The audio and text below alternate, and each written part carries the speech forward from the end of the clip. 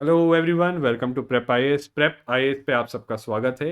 हमारे UPSC prelims crash course में हम आज जो है इकोनॉमी का लेक्चर 9 करेंगे, दैट इज़ फाइनेंशियल मार्केट्स। और इसको हम जो है बेसिकली दो पार्ट्स में करेंगे। सो पार्ट 1 में जो है आज हम जो है in this lecture what we will cover basics about financial market कि फाइनेंशियल मार्केट्स होते क्या हैं। तो जनरली समझेंगे, उसके स्ट्रक्चर के बारे में समझेंगे, फाइनेंशियल इंस्ट्रूमेंट्स के बारे में देखेंगे। So since these are markets, in markets में क्या ट्रेड होते हैं, फाइनेंशियल इंस्ट्रूमेंट्स, और जिसको हम जो है सिक्योरिटीज भी कहते हैं। तो समझेंगे what are different kind of securities, mainly bond, shares and derivatives which are traded in the financial markets. और साथ में लास्टली फाइनेंशियल मार्केट का एक segment that is money market, उसको जो है हम समझेंगे। और मनी मार्केट में कौन से की इंस्ट्रूमेंट्स जो है ट्रेड होते हैं, we will look it up. ठीक है। और सेकेंड पार्ट में जो है हम basically we will read about capital markets, right. Secondly इसमें जो है हम स्टॉक एक्सचेंजेस के बारे में भी पढ़ेंगे। एंड थर्डली इसमें हम जो रेगुलेटर है कैपिटल मार्केट का सेबी, उसके बारे में भी पढ़ेंगे। So this is how over today's lecture and next lecture we are going to cover comprehensively financial markets.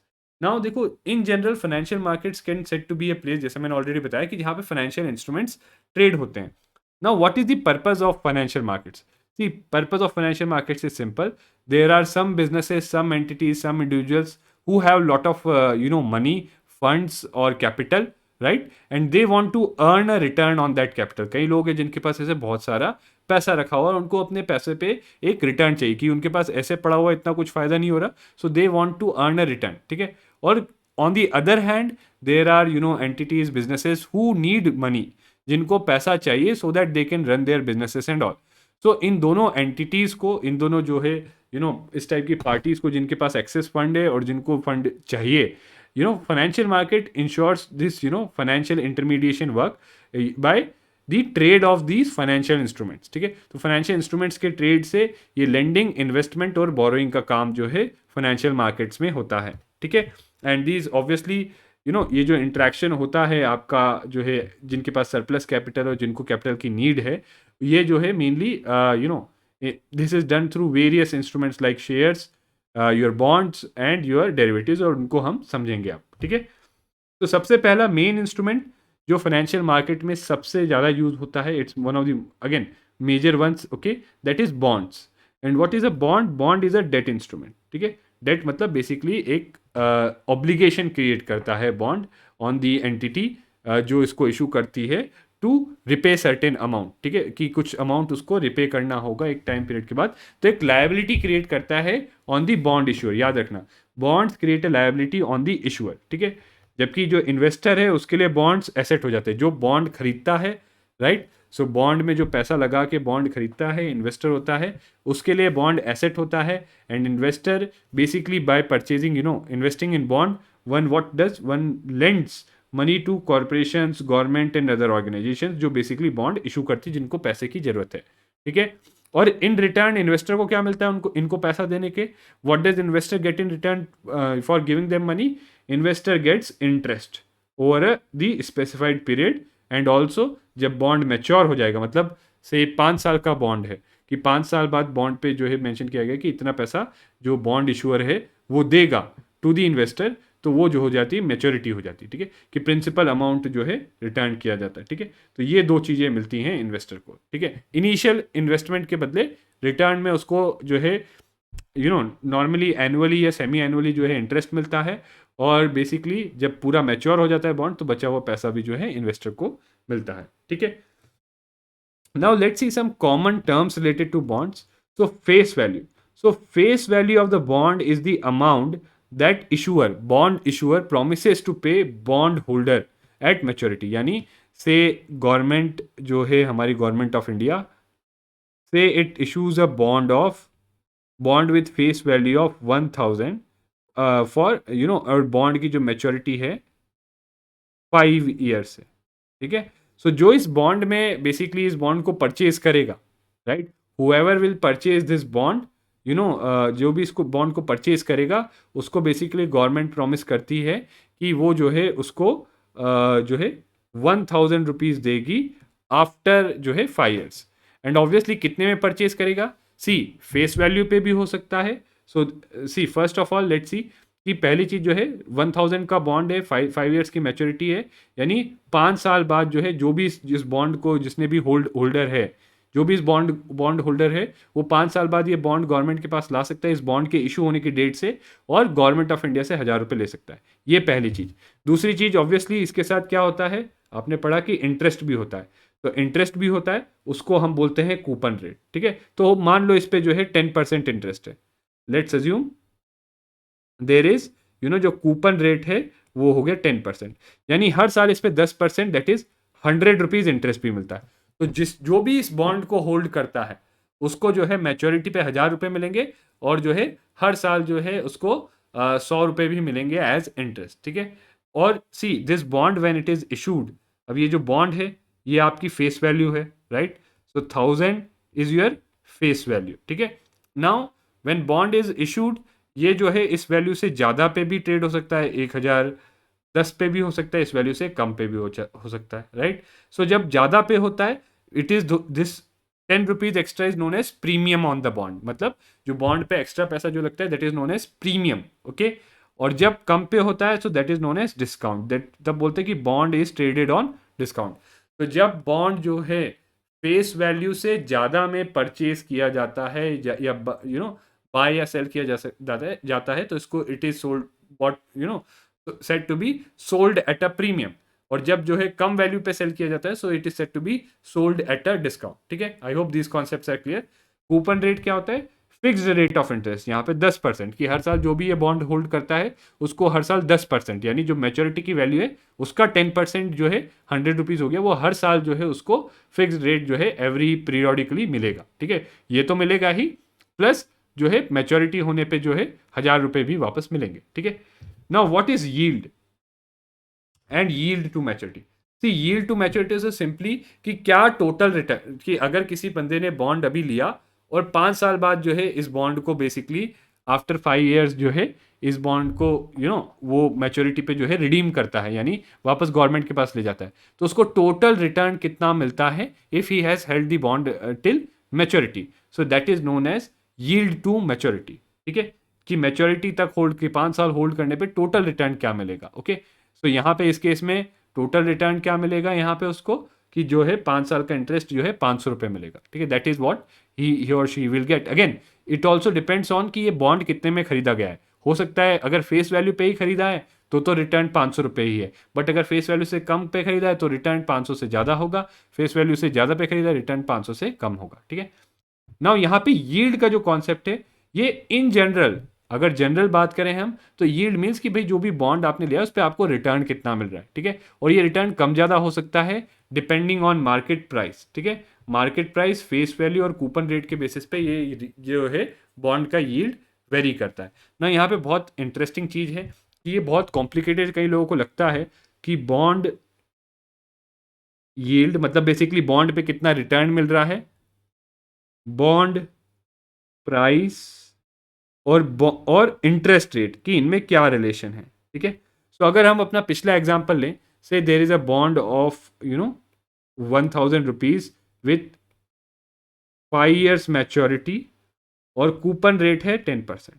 ठीक है, सो से a person purchases it at 1000 rupees. ठीक है, कोई परचेज करता है उसको, राइट, इतने में,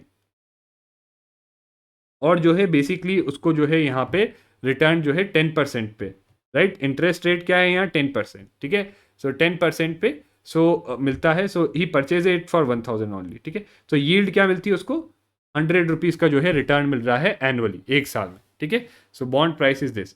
नाउ से व्हाट हैपेंस इज कि अगर ये होगा, से this is what the coupon rate और मार्केट का इंटरेस्ट, मार्केट में जो इंटरेस्ट रेट चल रहा है वो ये है, बट वी नो जो मार्केट में इंटरेस्ट रेट होता है जो चल रहा होता है या वो वेरी करता रहता है, आरबीआई चेंज करता है, ऊपर नीचे होता रहता है।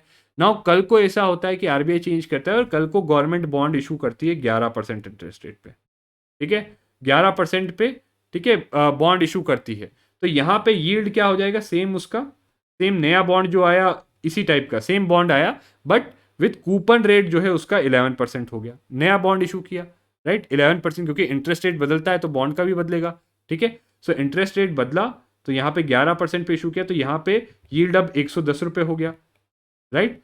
सो इसी सेम बॉन्ड का तो होगा क्या, ये वाला बॉन्ड लोग क्या करेंगे, ये वाला जो पहला वाला बॉन्ड था, people will try to sell it, इसको बेचना चाहेंगे, राइट। सो जो हमारा फर्स्ट बॉन्ड जो पहले आया था वो जो है लोग बेचना चाहेंगे और इसको जो है बाय करना चाहेंगे। तो बेसिकली होगा क्या, इसकी जो है डिमांड कम हो जाएगी और इसकी जो है डिमांड बढ़ जाएगी। अब यहाँ पे लॉ ऑफ डिमांड लगा लो सिंपल, इसकी डिमांड अगर कम हुई तो बेसिकली इसका जो है प्राइस भी क्या हो जाएगा, कम हो जाएगा, ठीक है। इसका जो है प्राइस भी कम हो जाएगा। अगर इसका प्राइस कम हुआ तो आप देखो यील्ड इसकी जो है बढ़ जाएगी। यील्ड कैसे बढ़ जाएगी, पहले 1000 रुपये पे से मान लो प्राइस इसका कम होके 900 हो गया, तो पहले यील्ड क्या थी, 100 रुपये मिल रहे थे, 100 rupees the individual was getting on bond price of 1000, 1000 का बॉन्ड खरीद रहा था और एक साल में 100 रुपये मिल रहे थे, ठीक है। बट बिकॉज एक नया बॉन्ड इशू हुआ और मार्केट में ये सब चीज़ें हुई तो इसकी डिमांड कम हुई, इसको सब लोग सेल किए, इसका प्राइस 900 हो गया। तो पहले पहले बॉन्ड यील्ड कितना था, 10%, ठीक है।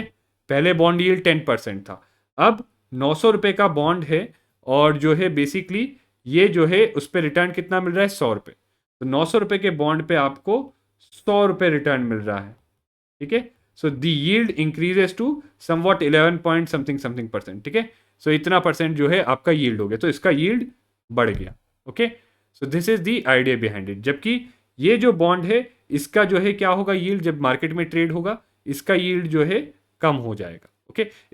इसका जो है प्राइस बढ़ जाएगा, तो प्राइस विल इंक्रीज, वाई, क्योंकि इसकी डिमांड बढ़ गई है, क्योंकि लोगों को लगा कि भाई मेरे पास पैसा सेम 1000 है, मैं या तो एक बॉन्ड में इसमें इशू करूं 1000 रुपये लगाऊं और 100 रुपये का रिटर्न 10% कूपन रेट पे मिल रहा है, या फिर एक नया बॉन्ड जो 11% रेट पे किया है क्योंकि मार्केट के इंटरेस्ट रेट बढ़ गए हैं उस पर इशू किया गया, तो मैं 1000 रुपये 11% में, तो ऑब्वियसली 11% वाले पे सब जाएंगे, ठीक है। तो इवेंचुअली क्या होता है कि इसका प्राइस बढ़ जाएगा, ठीक है। इसका प्राइस बढ़ जाएगा तो इसका जो है रिटर्न जो है 1000 पे 110 रुपये मिले, ये हो गया, मान लो अज्यूम दैट कि ये 1100 हो गया, ठीक है। I am just taking a very simplistic example, ठीक है। तो 1100 पे ये, तो इसका 10% हो गया रिटर्न, ठीक है। तो इसका जो है बॉन्ड यील्ड कम हो गया, ठीक है। इवेंचुअली होता क्या है कि ऐसे करके बेसिकली देखो, बॉन्ड ऐसा एक बार खरीदने के बाद मार्केट में बाय एंड सेल होते रहते हैं, ठीक है, जैसे यहाँ पे बताया हमने। इवेंचुअली होगा क्या कि सारे बॉन्ड्स का जो है एक रेट पे आके फिक्स हो जाएगा, ठीक है। So this is what happens, this is how the relation between interest rate, bond yield and bond price are.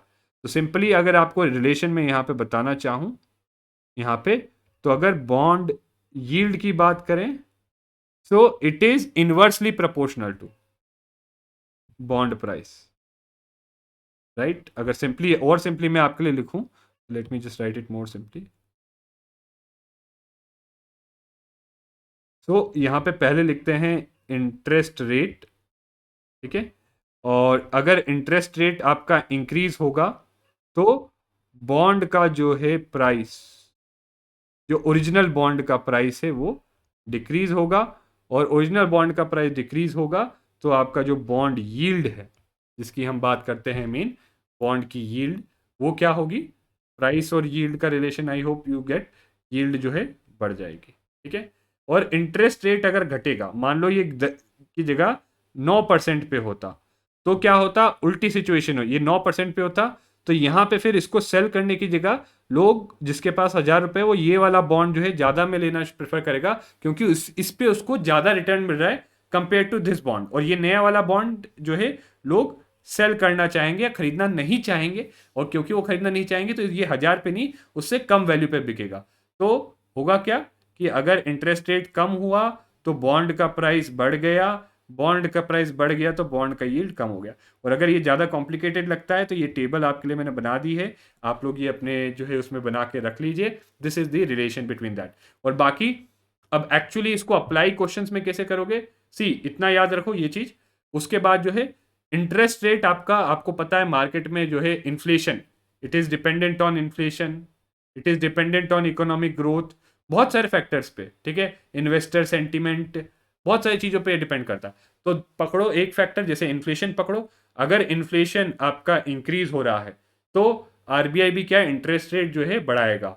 Interest rate, अगर इन्फ्लेशन ज़्यादा हो रहा है आरबीआई इंटरेस्ट रेट बढ़ाएगा, बॉन्ड प्राइस कम होगा, बॉन्ड यील्ड बढ़ जाएगा। अगर इन्फ्लेशन कम हो रहा है तो आरबीआई भी क्या करेगा कि इंटरेस्ट रेट, या इन्फ्लेशन नहीं, अगर मान लो इकोनॉमिक ग्रोथ जो है वो बहुत लो है, आपकी इकोनॉमिक ग्रोथ कम है, तो आरबीआई इकोनॉमिक ग्रोथ को प्रॉप अप करने के लिए क्या करता है, अपने इंटरेस्ट रेट जो है कम करता है, एक्सपांशनरी मॉनेटरी पॉलिसी अडॉप्ट करता है, तो अपने इंटरेस्ट रेट जो है वो कम करेगा, बॉन्ड के प्राइस बढ़ेंगे, बॉन्ड की यील्ड डाउन जाएंगे। यहाँ पे सब हम गवर्नमेंट बॉन्ड की बात करें तो हम इन्फ्लेशन से गवर्नमेंट बॉन्ड प्राइस और बॉन्ड यील्ड पे क्या इंपैक्ट पड़ेगा ये निकाल लिया, इन्फ्लेशन से इंटरेस्ट रेट से रिलेट करके बॉन्ड प्राइस और बॉन्ड यील्ड का इंपैक्ट निकाल लिया, इकोनॉमिक ग्रोथ से इंटरेस्ट रेट पे बॉन्ड प्राइस बॉन्ड यील्ड का इंपैक्ट निकाल लिया। ठीक है, इसी तरीके से इन्वेस्टर सेंटिमेंट, मान लो कुछ ऐसी चीज हो जाती है कि वॉर वगैरह कहीं पे होता है किसी कंट्री में, तो वहां पे उसका क्या इंपैक्ट पड़ेगा इंटरेस्ट रेट पे, राइट, और इन्वेस्टर कॉन्फिडेंस पे, उससे ऑब्वियसली जो है आपके बॉन्ड प्राइस पे इफेक्ट पड़ेगा या बॉन्ड यील्ड पे। कई बार कई चीज़ों का जो है इफेक्ट डायरेक्टली बॉन्ड प्राइस पे भी पड़ता है। तो मान लो कोई ऐसी कंट्री है, just a second let me right it again, so interest rate, bond price and bond yield. ठीक है, ये तीन चीजें हैं आपकी। तो मान लो आपका जो है इंटरेस्ट रेट बढ़ गया, if interest rate has increased, तो क्या होगा कि लोग जो है ओरिजिनल जो मेन बॉन्ड था, लोग अब जो नए बॉन्ड्स आएंगे या दूसरी जगहों पे जहां पे बेटर बेनिफिट मिलेगा वहां पे इन्वेस्ट करेंगे, तो ओरिजिनल जो बॉन्ड था उसकी डिमांड कम हो जाएगी, राइट, सो उसके जो है प्राइस फॉल होंगे, उसकी यील्ड इंक्रीज हो जाएगी। ठीक है, और अगर इंटरेस्ट रेट डिक्रीज होगा तो ये बढ़ेगा और ये होगा। ठीक है, और ये इंटरेस्ट रेट आप मेनली दो फैक्टर्स हैं आपके, इन्फ्लेशन से रिलेट कर सकते हो और इकोनॉमिक ग्रोथ से, उसमें ये आरबीआई वाला लगा लेना आप। ठीक है, और कई बार ऐसा होता है कि जैसे मान लो कहीं वॉर वगैरह ये हो गया, किसी कंट्री में बहुत सारे सैंक्शन डाल दिए, या किसी कंट्री में अनफ्रेंडली इन्वेस्टमेंट इन्वायरमेंट है, तो उसका सीधा उसके बॉन्ड प्राइस पे, क्योंकि उस कंट्री के बॉन्ड्स कोई लेना नहीं चाहेगा। मान लो श्रीलंका है जिसका दिवालिया निकल रहा है, उस कंट्री के बॉन्ड कोई क्यों लेना चाहेगा, तो उस कंट्री के बॉन्ड की डिमांड क्या होगी, ज्यादा होगी या कम होगी, कम डिमांड होगी, तो कम डिमांड होगी तो उसके प्राइस भी डाउन जाएंगे। ठीक है, so this is how the whole relation is. ठीक है, थोड़ा सा कॉम्प्लिकेटेड है, बट अगर आपको ज्यादा लग रहा है सिंपल रिलेशन वो वाला समझ लो, otherwise you can also go by that. ठीक है, हालांकि सिंपल अगर आप वो टेबल भी समझ लोगे दैट इज सफिशिएंट। ठीक है, इतना ज्यादा डीप में मतलब जो आपको जो पीछे बताया था वो अगर कॉम्प्लिकेटेड लग रहा है तो कोई बात नहीं, उसको यू कैन स्किप इट। ठीक है, तो I hope with this yield maturity clear है, यील्ड टू मैच्योरिटी क्लियर है। ठीक है, मैच्योरिटी बेसिकली मीन्स कि कितना date on which issuer will repay the face value, कि किस डेट पे जो है इशूअर ऑफ द बॉन्ड जो है फेस वैल्यू बॉन्ड की देगा। ठीक है, will repay the face value.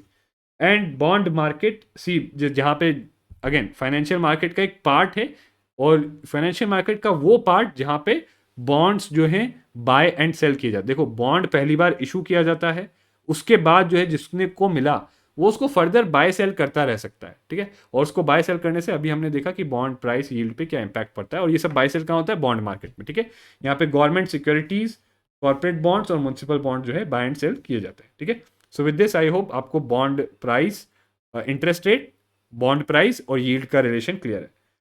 Now bonds का एडवांटेज क्या होता है, सी फर्स्ट और फॉरमोस्ट की फिक्स्ड इंटरेस्ट पेमेंट, जैसे उस केस में हमने 10% देखा, तो एक स्टेबल इनकम का एक अश्योरेंस रहता है। ठीक है, they are less volatile than stock. So अभी आप देखोगे स्टॉक मार्केट में जो चीजें हैं, ठीक है, बॉन्ड के अगर रिटर्न्स देखोगे इतने ज्यादा वोलेटाइल नहीं होते, इतने ज्यादा फ्लक्चुएट नहीं होते। स्टॉक्स में ऐसा होता है कि 1,000 रुपए का स्टॉक है वो 20 रुपए का हो जाता है। अगर आपने अभी जो हिंडनबर्ग का केस हुआ था उसमें अड्डानी के स्टॉक जिस तरीके से फॉलो होते, you can understand the level of volatility, मतलब कि कितना ज़्यादा फ्लक्चुएशन है स्टॉक्स में। बॉन्ड में इतना फ्लक्चुएशन नहीं होता, इसीलिए दे आर लेस रिस्की।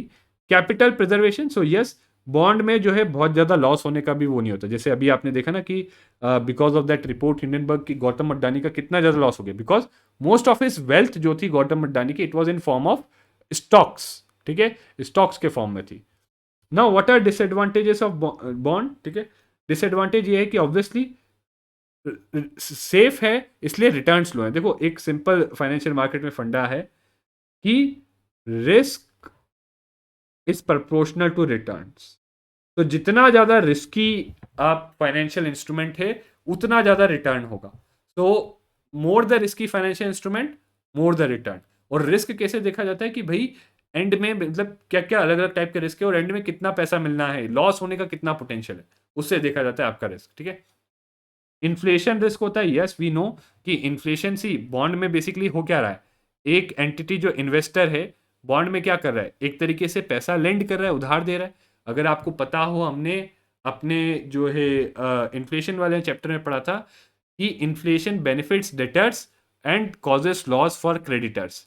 यहाँ पे बॉन्ड के केस में क्रेडिटर कौन है, हमारे जो बॉन्ड्स इन्वेस्टर करते हैं, जो बॉन्ड होल्ड करते हैं, दे आर दी क्रेडिटर्स। ठीक है, तो जो है उसके कारण जो बॉन्ड पे रिटर्न मिलता है उसकी वैल्यू इरोड हो जाती है ओवर टाइम, सो जो रियल वैल्यू बॉन्ड की है वो इरोड हो जाती है। ठीक है, so that is there, inflation risk is there.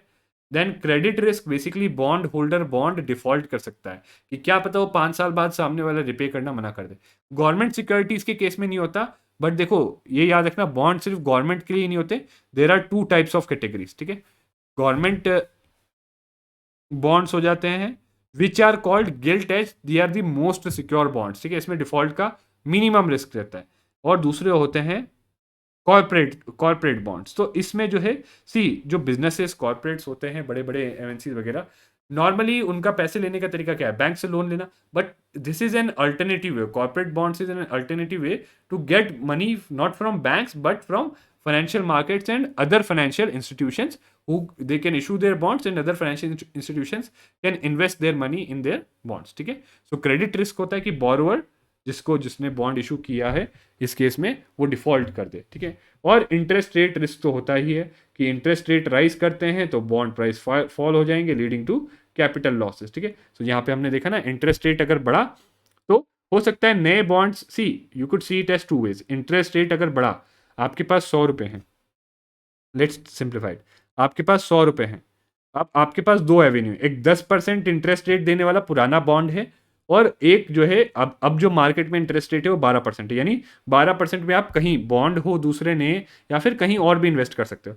तो अगर आप बॉन्ड होल्डर भी हो ये 10% वाला, तो आप कहोगे ना कि यार मैं इसको बेच देता हूँ, अपने 100 रुपये निकाल के इधर लगाता हूँ, इधर ज़्यादा फायदा है। या फिर आपके पास 100 रुपये भी हैं, आपने कुछ नहीं खरीदा तो भी आप इधर लगाना चाहोगे। तो ये वाला जो फाइनेंशियल इंस्ट्रूमेंट है जो मार्केट इंटरेस्ट रेट के बेसिस या बॉन्ड है नया वाला, ये दे रहा है, इसकी जो है क्या बढ़ जाएगी डिमांड, बट जो हमारा ओरिजिनल बॉन्ड था जिसकी बात करते थे उसकी डिमांड कम हो जाएगी। ठीक है, सो यहाँ पे देखो मार्केट इंटरेस्ट रेट के बढ़ने के कारण, पहले 10% था तो 10%, अब मार्केट इंटरेस्ट रेट बढ़ा तो बॉन्ड का, इस वाले बॉन्ड का जो है डिमांड कम हुआ, प्राइस कम हो जाएगा। तो जो प्राइस कम हुआ तो जो लोग इसको होल्ड कर रहे होंगे, जिनके पास 100 रुपये का बॉन्ड है, राइट, मेरे पास मान लो 100 रुपये का था ये बॉन्ड, अब ये सब हुआ, इसके बाद इस मेरे बॉन्ड की वैल्यू 90 रुपये ही बच गई, तो मेरे लिए तो 10 रुपये का लॉस हो गया ना, मेरे को 10 रुपये का कैपिटल लॉस हो गया। ठीक है, आई लॉस 10 रुपीज। ठीक है, so this is the meaning of interest rate risk. ठीक है, now different types of bond, so government bonds होते हैं, कॉर्पोरेट बॉन्ड्स होते हैं। ठीक है, they are low risk and fixed rate of interest offer करते हैं, they offer higher returns but also higher risk. ठीक है, जो सिंपल फंडा मैंने बताया। फिर म्यूनसिपल बॉन्ड्स होते हैं जो म्यूनसिपैलिटीज इशू करती हैं, zero coupon bonds, now these are interesting type of bonds. See ये जो बॉन्ड्स हैं ये कोई interest do not pay any interest.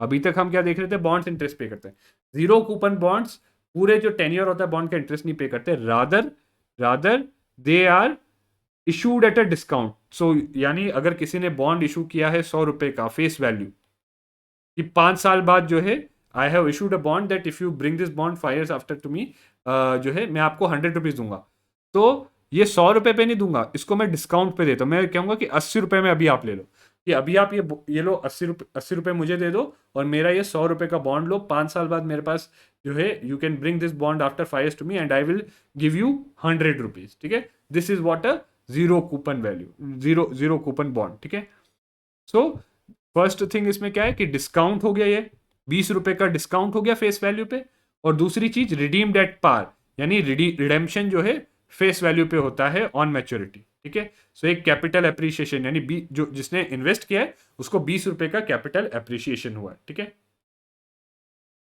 Then there are inflation index bond, जैसा हमने पीछे पढ़ा कि जो इन्फ्लेशन है वो बॉन्ड्स की वैल्यू इरोड करती है। ठीक है, तो मान लो जैसे अगर एग्जांपल है कि आपने मेरे को 100 रुपये का बॉन्ड दिया, यानी आप मुझे 5 years बाद जो है 100 रुपीज दोगे। ठीक है, बट 5 years में या 1 साल बाद मान लो फॉर सिंप्लीफिकेशन 100 रुपीज़ दोगे, बट मान लो एक साल में जो है और 10% जो है आप मुझे इंटरेस्ट दोगे, बट अगर मान लो हमारा इन्फ्लेशन जो है वो 12% है, तो एक साल बाद इसकी जो मुझे 100 रुपीज़ की जगह इन्फ्लेशन के कारण जो जो चीज़ 100 की थी वो 112 की हो गई।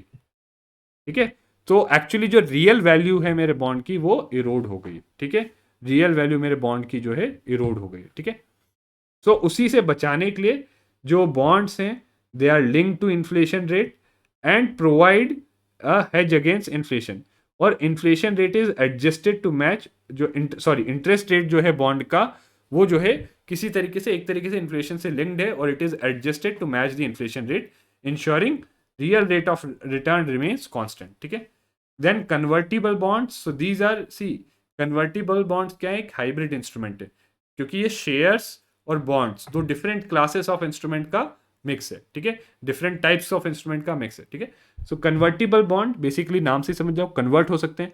किस चीज में कन्वर्ट हो सकते हैं, equity shares of the issuing company, यानी मैं कोई कंपनी जिसने बॉन्ड इशू करके यानी लोन टाइप से लिया था, बाद में उस बॉन्ड को जो है इक्विटी शेयर में कन्वर्ट किया जा सकता है at a pre determined price, मतलब जो जिस किस प्राइस पे कन्वर्ट होगा प्री डिटरमाइंड होगा और टाइम पीरियड कितने टाइम के बाद। ठीक है, and obviously they offer potential for higher returns but higher risk भी होता है इसमें। ठीक है, तो जहां भी इक्विटी में आप जाते हो, इक्विटी में नॉर्मली जैसे हमने देखा बॉन्ड और उसको कंपेयर करोगे रिस्क ज़्यादा होता है। ठीक है, देन डिबेंचर्स, डिबेंचर्स भी एक टाइप के बॉन्ड्स हैं बट दे आर अनसिक्योर्ड।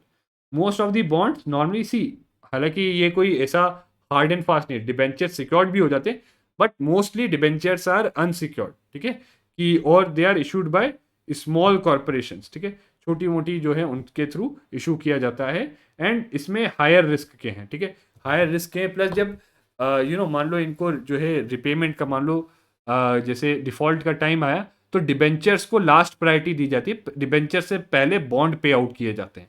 ठीक है, यानी मान लो 4 लोग हैं, एक कंपनी को जो है 2 लोगों ने डिबेंचर में इन्वेस्ट किया एक कंपनी के, 2 लोगों ने बॉन्ड में, और मान लो कंपनी का दिवालिया निकल गया, तो अब कंपनी को बेच के जब पैसा वापस कर रहे होंगे तो जो 2 लोगों ने पहले बॉन्ड लिया है उनका पैसा पहले वापस करेंगे, फिर डिबेंचर्स वालों का पैसा वापस करेंगे। तो ज़्यादा रिस्क है बट रिटर्न भी जो फंडा याद रखना ज़्यादा रहेगा। ठीक है, and non convertible debentures, right, जो basically do not have option to convert into equity shares. ठीक है, एनसीडी। ठीक है, ये हो गए। तो नेक्स्ट इज योर सिक्योरिटीज में शेयर्स। ठीक है, नेक्स्ट आपका शेयर्स आ गए। तो shares known as equity, basically ये रिप्रेजेंट करते हैं ownership in company, right, so they represent an ownership. ठीक है, ये कोई लायबिलिटी क्रिएट नहीं करते। Okay, so they don't create an liability, right, they represent an ownership. ठीक है, कंपनी में जो है ओनरशिप, अगेन इवन बॉन्ड्स भी लायबिलिटी नहीं क्रिएट करते, बट यस बॉन्ड जो है बॉन्ड इशूअर के लिए जो है लायबिलिटी हो जाती है। ठीक है, सो नाउ इक्विटी जो है बेसिकली क्या होगा कि किसी की कंपनी है उसका वो बोलेगा 10% में जो है मतलब से हर एक शेयर की वैल्यू होगी, तो 10% का जो है वो पे दे सकता है in form of equity to others, तो 10% की कुछ वैल्यू होगी, तो अपनी कंपनी का एक पोर्शन वो बेच रहा है। तो जब ओनरशिप बेची जाती है कंपनी की तो उसके साथ साथ क्या जाएगा, right, that that the person buying the shares becomes part owner, साथ में वो कंपनी के जो प्रॉफिट्स हैं उसमें जो है उसको एक वो मिल जाता है शेयर, कंपनी के प्रॉफिट्स में शेयर मिलेगा इन फॉर्म ऑफ डिविडेंड्स, और कंपनी की जो डिसीजन मेकिंग है यानी उसको वोटिंग राइट्स मिलते हैं कंपनी की डिसीजन मेकिंग में। ठीक है, कि कंपनी की डिसीजन मेकिंग में उस पर्सन का से होता है।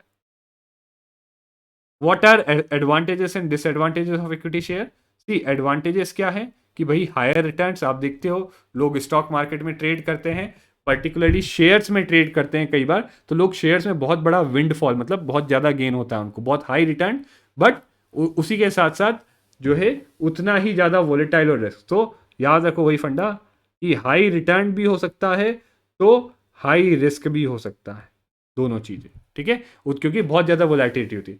लिक्विडिटी की बेसिकली बॉन्ड के कंपैरिजन में अगर देखें तो ये बहुत रेडीली ट्रेड हो सकते हैं, right, they are more readily easily sold on stock exchange. ठीक है, कंपेयर टू रियल एस्टेट और long term bonds, these type of investment are liquid, कि मतलब बहुत बहुत रेडीली जो है स्टॉक एक्सचेंज पे सेल करके इनके बदले जो है अपना कैश लिया जा सकता है। ठीक है, जिसके थ्रू जो है कुछ और चीज़ लेनी हो तो वो ले सकते हैं। ओनरशिप एंड वोटिंग राइट्स इसमें मिलते हैं। ठीक है, so ownership and voting rights is there. Limited control basically means कि आपको राइट टू वोट तो मिल जाता है but yes day to day operation और मैनेजमेंट में डिसीजन में कोई रोल नहीं होता, ठीक है। And yes there is uncertainty. देखो आपने शेयर ले लिया तो इसका मतलब ये नहीं है कि हमेशा आपको कुछ ना कुछ डिविडेंड मिलेगा। डिविडेंड जब ही मिलेगा ना जब कंपनी का प्रॉफिट होगा। जबकि देखो बॉन्ड और इसमें यही अंतर है, bond and your share. In share you will get dividend, in bond you will get interest. यहां पे इंटरेस्ट कुछ भी हो जाए आपको मिलना है। कंपनी जिसने बॉन्ड इशू किया है अगर वो कंपनी घाटे में जा रही है प्रॉफिट में जा रही है आपको इंटरेस्ट मिलना ही मिलना है। बट अगर आपने शेयर लिए उस कंपनी के तो डिविडेंड जब ही मिलेगा जब कंपनी प्रॉफिट बना रही होगी। अगर लॉस बना रही होगी तो डिविडेंड आपको नहीं मिलेगा। तो दैट्स वाई हम बोलते हैं ना, that's why compare to bond shares are more risky, क्योंकि रिटर्न्स इसमें जो है वोलेटाइल होते हैं, ठीक है। अगर लॉस हुआ तो नहीं मिलेगा, यहाँ पे लॉस भी हुआ तो भी इंटरेस्ट तो मिलना ही मिलना है, ठीक है। Then they are different types of shares. Equity share जो अभी हमने पढ़ा, ठीक है, विथ वोटिंग राइट्स मिलते हैं in proportion to share holding. Ownership मिलती है, ठीक है। इस जिसने भी शेयर खरीदा उसको क्या क्या मिलता है, ओनरशिप मिल जाएगी, वोटिंग राइट्स मिल जाएंगे, कंपनी के प्रॉफिट्स का शेयर मिल जाएगा, प्रोवाइडेड कंपनी प्रॉफिट्स कमाती है, और that is given in form of dividends, ठीक है। कैपिटल एप्रिसिएशन बेसिकली 100 रुपये का मान लो मैंने शेयर खरीदा, कंपनी बहुत बढ़िया कर रही है, कुछ नया प्रोडक्ट लाई, अच्छा लाई, और मार्केट में उसकी वैल्यू बढ़ गई, उसके शेयर्स की वैल्यू की बहुत डिमांड हो गई, तो ये 1000 रुपये के हो गए। तो मेरे पास 900 रुपये का, तो मेरा एक एसेट था, इट वॉज माई एसेट जहां मैंने पैसा लगा रखा था, और एक कैपिटल एप्रिसिएशन हो गया, ठीक है। This is capital appreciation, okay. The value of shares increase over time, तो इससे कैपिटल एप्रिसिएशन हुआ। इट्स हाईली रिस्की इन्वेस्टमेंट, तो बहुत ज्यादा रिस्की इन्वेस्टमेंट है ये, ठीक है। Then there are another kind of share, preference share और प्रेफर्ड स्टॉक। तो ये शेयर्स ही हैं बट इसमें कुछ टाइप ऑफ स्पेशल प्रेफरेंसेस दी गई है जो ये शेयर खरीदते हैं। क्या प्रेफरेंसेस दी गई हैं? फर्स्ट प्रेफरेंस है कि फिक्स्ड डिविडेंड पेमेंट है, कि भाई इतना डिविडेंड, ये शेयर खरीदा इतना डिविडेंड मिलना ही है, मिलना ही है, and that too at a higher rate than equity shares. तो ये प्रेफरेंस है। एंड बट यहाँ पे एक चीज है, वोटिंग राइट्स इसमें नहीं मिलते हैं, ठीक है। तो किस तरीके से प्रेफरेंस दी गई है? दैट दो चीजों में, dividend before equity share holders, ठीक है। तो डिविडेंड जो है इक्विटी शेयर जो है होल्डर से पहले यहाँ पे मिलता है, that too at fixed rate, ठीक है। सो पहले अगर मान लो प्रॉफिट है तो पहले प्रिफर्ड स्टॉक्स वाले, प्रिफर्ड शेयर वालों को डिविडेंड दिया जाएगा, फिर कुछ बचेगा तो ही इक्विटी शेयर वालों को दिया जाएगा। Then paid on preference basis in case of bankruptcy. So मान लो अगर कंपनी का दिवालिया निकल जाता है, तो अब जिन सबने पैसा लगाया है कंपनी के एसेट्स मान लो बेच के उन सबका पैसा वापस करें, तो पहले ये जो प्रेफरेंस शेयर वाले लोग हैं इनका पैसा वापस किया जाएगा, फिर नॉर्मल शेयर्स वालों का, ठीक है। तो जो लोग इसमें इन्वेस्ट करते हैं ये लेस रिस्की है कंपेयर टू इक्विटी शेयर्स, ठीक है। Compare to equity shares they are less risky. Now convertible preferred share. So यहाँ पे देखो ये preferred share but they are convertible. Convertible into what? ठीक है, convertible into common shares of the company और cash payment. So basically preferred share है but एक option दे दिया जाता है यहाँ पे। क्या ऑप्शन दिया जाता है जो शेयर होल्डर्स हैं, जो प्रिफर्ड शेयर के होल्डर्स हैं उनको, कि आप इनको या तो कॉमन शेयर्स ऑफ कंपनी में कन्वर्ट कर लो या फिर आप कैश पेमेंट में भी कन्वर्ट कर सकते हो। ये ऑप्शन जो है दिया जाता है, ठीक है। And cumulative preference share, so these are allow for accumulation of unpaid dividends, ठीक है। तो यहाँ पे देखो डिविडेंड बोल रखा कि देना है, बट कभी कभी मान लो प्रॉफिट नहीं हुआ, नहीं दे पाए, तो वो जो डिविडेंड है राइट वो अक्यूमुलेट हो जाता है और अगले साल जो है, इस साल जो नहीं दे पाए उसका मिला के और अगले साल का भी मिला के ऐसे करके जो है एक साथ दिया जाएगा, ठीक है। तो they have higher dividend rate than non cumulative shares, ठीक है। This is known as cumulative, ठीक है। That it allows for accumulation of unpaid dividends और वो फिर एक साथ दिए जाएंगे, ठीक है। This is what your cumulative preference share. Then next type of securities that we discuss is your derivatives, ठीक है, derivatives हैं।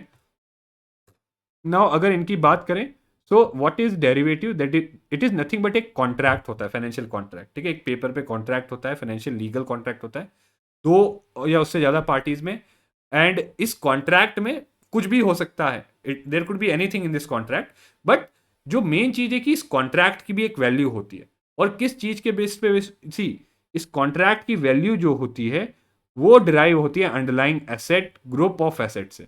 और ये कॉन्ट्रैक्ट बेसिकली मार्केट में जो है ट्रेड होता है, और ट्रेड में इसकी वैल्यू किस चीज पे बेस होती है कि ये कॉन्ट्रैक्ट के अंडरलाइंग कोई एसेट होगा। फॉर इंस्टेंस सी, अभी आप देखोगे आप समझ जाओगे। सो दैट इज देयर और ये अंडरलाइंग एसेट कुछ भी हो सकता है, कोई स्टॉक हो सकता है किसी कंपनी का, कोई कमोडिटी हो सकती है, ऑयल हो सकता है या एग्रीकल्चर कमोडिटी हो सकती है, बॉन्ड्स हो सकते हैं, करेंसीज हो सकते हैं और मार्केट इंडिसेस, ठीक है, कोई भी चीज हो सकती है। नाउ डेरिवेटिव्स किस चीज के लिए यूज हो जाते हैं? रिस्क मैनेजमेंट, स्पेकुलेशन और हेजिंग। सी यहां पे नाम से ही समझो, डेरिवेटिव्स यानी that they basically derive their value from, they do not have intrinsic value, they derive their value from जो है, just a second, from underlying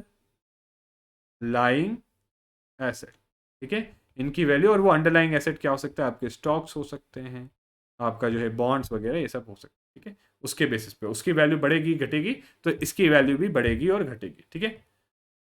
now what are major types of derivatives? See जैसे futures है, futures क्या है? Again a legally binding agreement या contract है।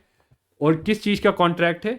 दो parties में होता है, या तो बाय करने का या सेल करने का, राइट। कोई भी एसेट इसमें जो कोई कमोडिटी हो सकती है, जैसे ऑयल या एग्रीकल्चर वीट हो सकता है, या किसी कंपनी के स्टॉक्स हो सकते हैं, या फिर कोई बॉन्ड्स हो सकते हैं किसी कंपनी के, कोई भी चीज हो सकती है, कोई भी एसेट हो सकता है, उसको बाय या सेल करने का एग्रीमेंट होता है दो पार्टीज के बीच में at a specified price at a date in future. Future क्यों बोलते हैं? क्योंकि ये जो एग्रीमेंट किसी भी अंडरलाइंग एसेट को खरीदने का होता है, ये फ्यूचर में होता है, कि एक फ्यूचर डेट में बोला जाता है, बट प्राइस जो है वो अभी ही डिसाइड करते हैं कि भाई इतने प्राइस पे मैं फ्यूचर में ये चीज खरीदूंगा या फिर बेचूंगा। सो आई विल बी सेलिंग और बाइंग से this x underlying asset, maybe it could be a bond, stock, or maybe some commodity at in future at say 6 months after at this price. Okay, this is the futures contract, ठीक है। so it can be, और इसको जो settle किया जा सकता है by cash, यानी फ्यूचर में जब जाके इस कॉन्ट्रैक्ट को जो है वो करने की बात आती है, अप्लाई करने की बात आती है, तो फ्यूचर में जाके जब बाय सेल करने की बात आती है उस डेट पे, तो या तो आप जो है उस डेट पे उसी अमाउंट में जो मनी है कैश के फॉर्म में दे दो, या फिर फिजिकली डिलीवरी कर दो of underlying asset, physical delivery कर दो आप अंडरलाइंग एसेट की, ठीक है। नाउ ये हो गए हमारे फ्यूचर्स। तो फ्यूचर सिंपल एक कॉन्ट्रैक्ट होता है दो पार्टीज के बीच में टू बाय और sell some underlying asset, be it stock, be it bond, और बी इट सम कमोडिटी, जो आप जो है अंडरलाइंग एसेट को जो है फ्यूचर में जो प्राइस जो है अभी आप फिक्स करते हो इस कॉन्ट्रैक्ट में, कि फ्यूचर में मैं इसको 100 रुपए में खरीद लूंगा 6 महीने बाद, ठीक है, लाइक 10 यूनिट इसके 100 रुपए में खरीद लूंगा। So this is a futures contract. Now forwards क्या है? Forwards is nothing but same as futures contract, बस दो दो डिफरेंस है कि देखो फ्यूचर्स कॉन्ट्रैक्ट जो है ये स्टॉक एक्सचेंज वगैरह पे ट्रेड होते हैं, तो इसलिए बहुत ज़्यादा स्टैंडर्डाइज्ड है, वेल स्टैंडर्डाइज लैंग्वेज वगैरह इस कॉन्ट्रैक्ट की, बहुत स्पेसिफिक चीज़ें हैं इसकी, फीचर्स की जो है स्टैंडर्डाइज्ड है। फॉरवर्ड्स जो है वो स्टैंडर्डाइज्ड नहीं है, और they are not traded over stock exchange, they are traded over the counter, यानी पार्टीज डायरेक्टली जो है इसको बाय सेल करती हैं, ठीक है। सो स्टॉक एक्सचेंज में नहीं, प्राइवेट पार्टीज इसको ओवर द काउंटर जो यानी डायरेक्टली बाय एंड सेल करती है, स्टॉक एक्सचेंजेस में नहीं करती, ठीक है।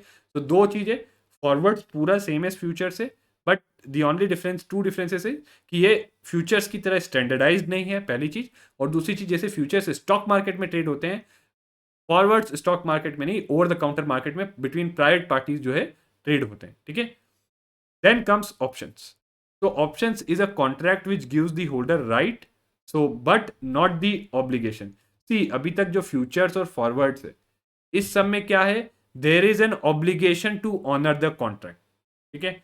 अब इसी फ्यूचर्स और फॉरवर्ड्स कॉन्ट्रैक्ट में अगर मान लो इंस्टेड ऑफ ऑब्लिगेशन ये हो जाए कि भाई मैं जो है ये अपने पास ऑप्शन रखता हूँ आगे जाके कि इस डेट पे इतनी ये 100 kg ऑफ वीट से मैं 10 रुपए में खरीद भी सकता हूँ या नहीं भी खरीद सकता हूँ, ठीक है। I keep this option, okay. और ऑब्वियसली ये ऑप्शन की खरीद सकता हूँ या नहीं खरीद सकता हूँ, इसके लिए मैं जो है बेसिकली एक और जो है एक्स्ट्रा मनी दूंगा, 10 रुपए, 10 रुपए 20 रुपए जो भी हो, X Y Z, whatever money I will give that I will give. So वो एक ऑप्शन कॉन्ट्रैक्ट बन जाता है, ठीक है।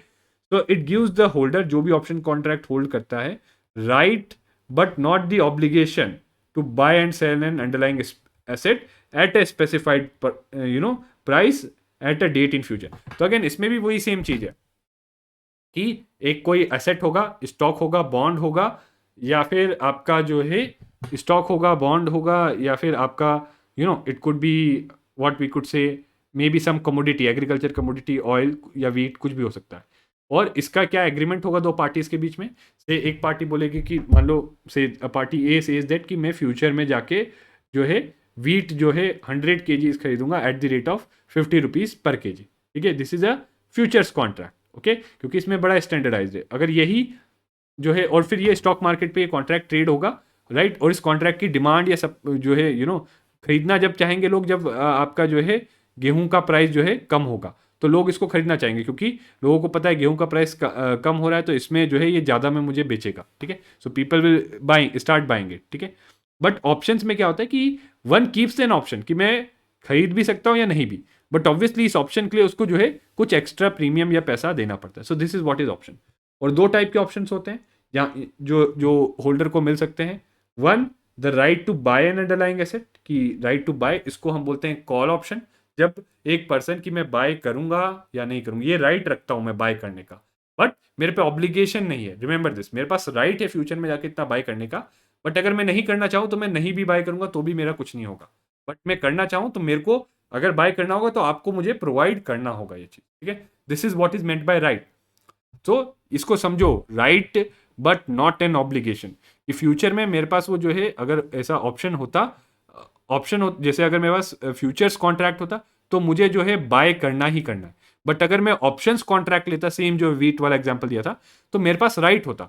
तो अगर मान लो मेरे लिए फेवरेबल होता रिटर्न के टर्म्स में बाय करना, तो मैं बाय कर लेता, और मेरे को सामने वाले को जिसने मुझसे कॉन्ट्रैक्ट साइन किया है उसको मुझे उतना वीट प्रोवाइड करना पड़ता। बट अगर मान लो मेरे लिए फेवरेबल नहीं रहता तो मैं उसको नहीं करता। अब आप पूछोगे इसमें जो बेचने वाले का क्या फायदा, वही फायदा होता है उसका कि वो इनिशियली जो है थोड़ा सा एक्स्ट्रा पैसा एज अ प्रीमियम चार्ज कर लेता टू प्रोवाइड दिस ऑप्शन। ठीक है, so and there is another is put option which gives the holder right to sell an underlying asset, कि मेरे पास राइट है बेचने का, मैं चाहूं तो बेच सकता हूं, अगर मेरी मर्जी है मैं बेचूंगा और आपको फिर खरीदना पड़ेगा, बट ऑब्लिगेशन नहीं है। मतलब ये नहीं कि आप मुझे फोर्स कर सकते हो बेचने के लिए।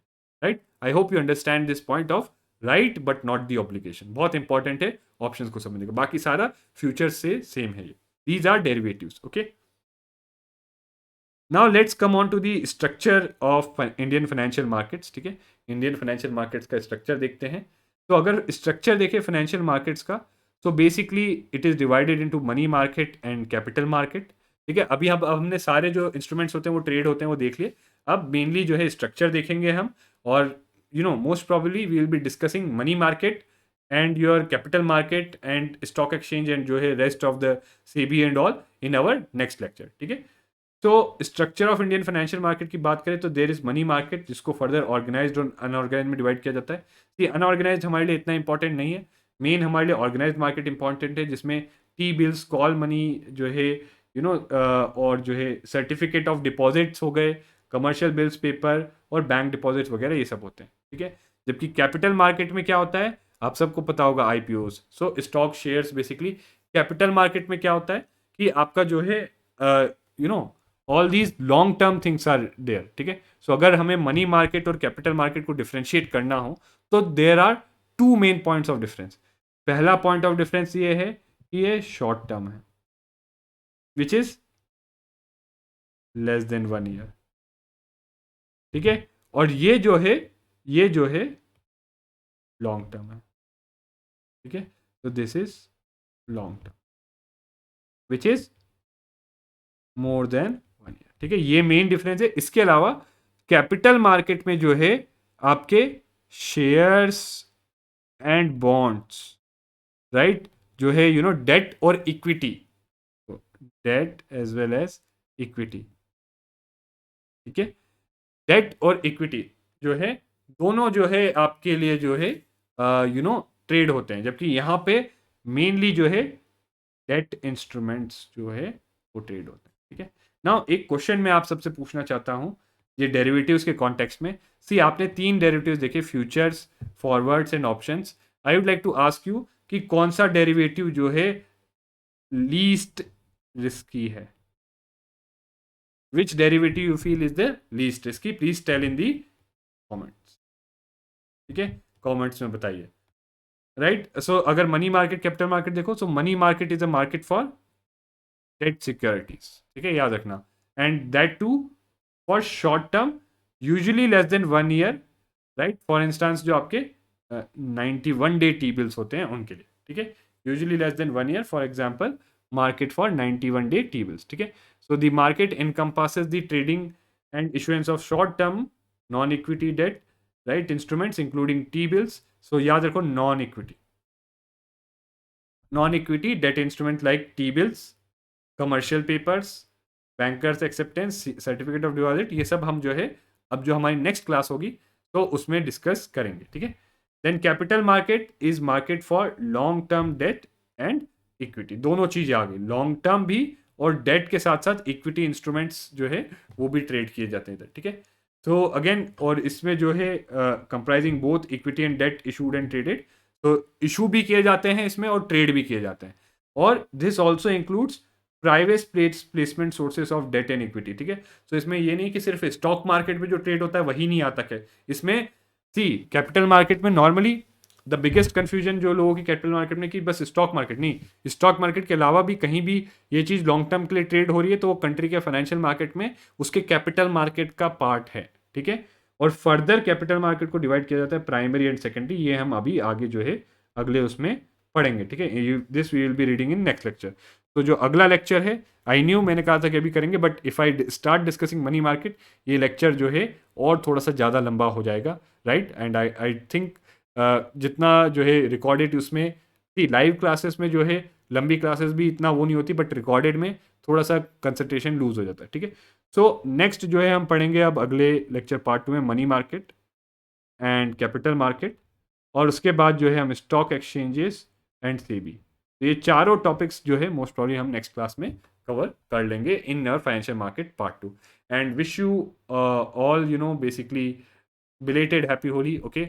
आइडली आई नो एक दो लेक्चर्स का जो है डिले है, बट डोंट वरी, वो डिले नहीं है, क्योंकि अगर आप अपने ओरिजिनल शेड्यूल से इसको कंपेयर करोगे, so what I have done is basically उसको थोड़ा सा स्ट्रीमलाइन किया है कि कम लेक्चर्स में ज़्यादा पार्ट कवर हो आपका, और जो सारे टॉपिक्स हैं इनफैक्ट उससे ज़्यादा एक्सटेंसिवली मैं जो है टॉपिक्स यहाँ पे कवर करवा रहा हूँ, ठीक है, ओरिजिनल उससे, okay. So with this, thank you very much, see you again in the next lecture.